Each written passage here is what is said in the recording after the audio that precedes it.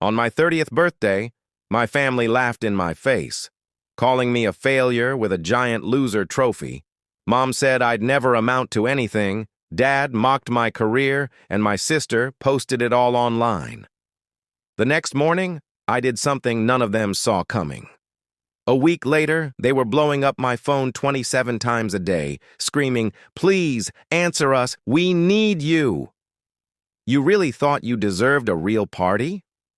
You threw cake in my face and handed me a trophy that says, "Failure, Rachel." The trophy was still on the table, gold plastic, red letters. Biggest disappointment, 30 years running. Everyone laughed except me.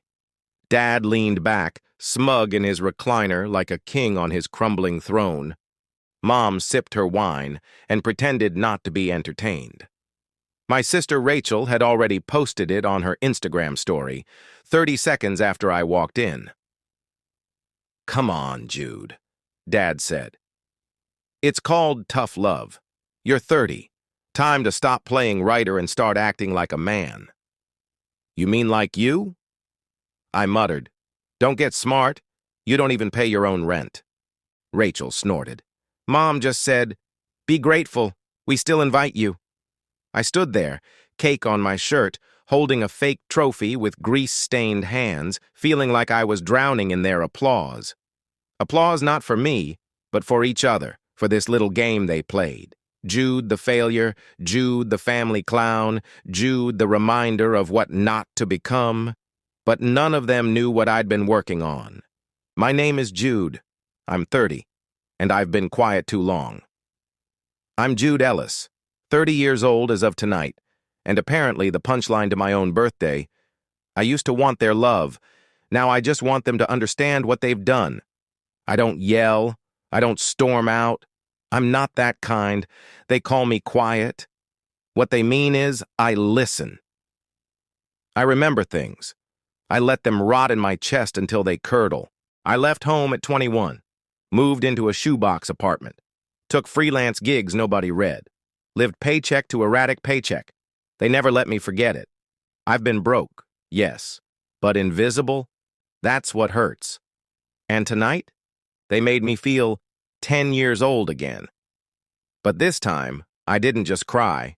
This time, I but took notes. Dad, Arthur Ellis, 61, retired detective, still plays cop at dinner, judgmental, condescending, lost his pension in a failed investment and blamed me for not warning him. Still hasn't said thank you for the time I paid off his credit card debt, using money meant for my own rent. Mom. Elaine Ellis, 58, professional martyr, lives for appearances. "We did our best," she says, even when no one asks. Once told me I was emotionally difficult to love. Meant it. Rachel, 33, social media lifestyle coach, inflated with filters and fake self-love mantras, secretly miserable but masters performance. Once borrowed money from me during her divorce, then called me pathetic when I couldn't come to her influencer retreat in Aspen. They don't talk to me. They talk at around me, like I'm furniture with feelings. 3 months ago, I learned they used my name to co-sign a loan for Rachel's second condo. Never asked, just forged the paperwork while I was out of state for work. I confronted Rachel quietly. She said, "You weren't using your credit anyway." I told Mom. She blinked like it didn't register. Dad said, "Family handles things privately." I started missing calls. Then they started sending guilt texts. Then tonight, the trophy, the balloon, the live stream. It wasn't just a betrayal. It was ritualized humiliation. Celebrated like a family holiday. That night I didn't scream. I went home. I opened my laptop. I got to work. I had a blog, dead traffic, old stories, forgotten. But I still had the passwords. I still had their secrets. Real secrets, not gossip. Guilt. When Rachel was 22, she hit a pedestrian while texting and driving. Paid him off quietly using Dad's contacts at the precinct. Mom was cheating on Dad in 2012, with the pastor she now praises in every Facebook post. Dad used police resources to run background checks on Rachel's boyfriends. I was blamed for losing $5,000 in college. Truth is, Mom stole it to cover gambling debt. She begged me not to tell. I didn't. I wrote it all. Changed names, but not details. Careful, accurate, ugly. Published it as fiction, posted it in niche forums, a slow leak, a drip. Then I started tagging people, tagging Rachel's followers, sending anonymous tips to influencers, podcast hosts, and gossip sites she envied. I didn't scream, seated. And I waited. By day 3, Rachel's sponsors dropped her. A podcast used her fictional storyline in an episode about influencer hypocrisy. Mom's women's group began asking questions.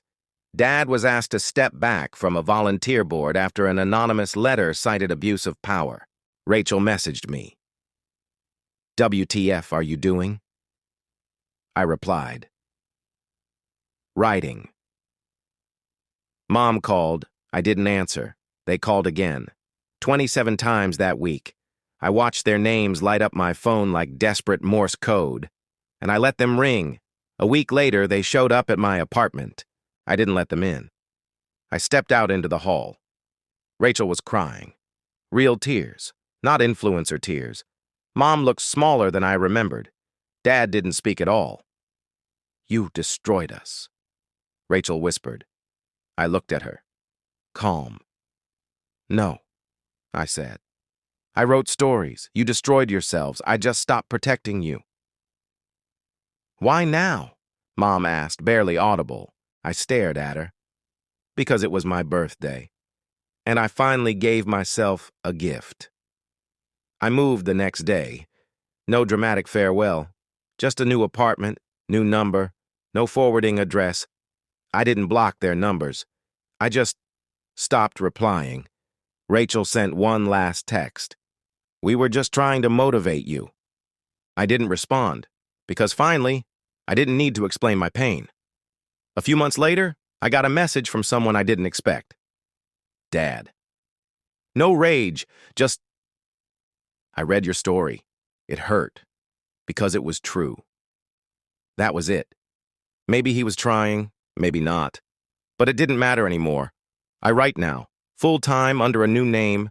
My stories get read thousands of times a week. People say they feel seen. And for once, I do too. Sometimes I pass old photos of us in happier times and wonder if they were ever real. But I don't live there anymore. Forgiveness? Maybe. But from a distance. Because sometimes survival looks like revenge, and sometimes revenge looks like freedom. I didn't burn the bridge. I just stopped watering it alone.